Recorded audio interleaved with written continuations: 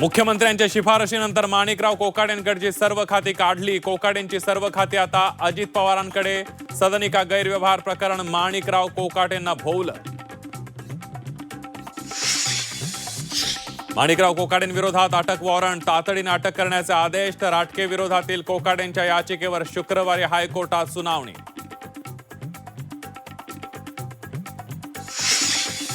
माणिकराव कोकाटे मुंबईतील लीलावती रुग्णालयात दाखल। उच्च रक्तदाबाचा त्रास जाणवू लागल्यानं आयसीयू मध्ये उपचार।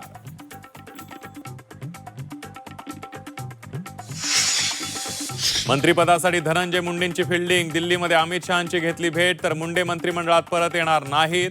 पहाटे रंगीत स्वप्न पडत असतात, खासदार बजरंग सोनावणेंचा टोला। अजितदादांच्या नेत्यांचा प्रताप सरकारच्या डोक्याला ताप। माणिकरावांची वादग्रस्त वक्तव्य रम्मीमुळे सरकारची नामुष्की, तर मुंडे वाल्मिकच्या दोस्तीमुळे सरकारच्या प्रतिष्ठेची कुस्ती। नवाब मलिकांचं नेतृत्व मान्य नाही। मलिक असतील तर राष्ट्रवादी सोबत जाणार नाही। अजित पवारांच्या सोबतच्या बैठकीत फडणवीस यांची भूमिका। मुंबईत राष्ट्रवादी स्वतंत्र लढणार।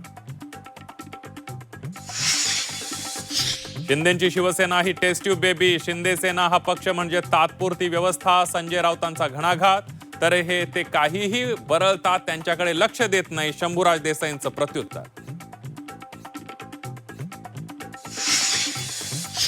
काँग्रेसचं निष्ठावंत घराणं फुटण्याची शक्यता। आमदार प्रज्ञा सातव उद्या भाजपमध्ये प्रवेश करणार। झी 24 तासला विश्वसनीय सूत्रांची माहिती।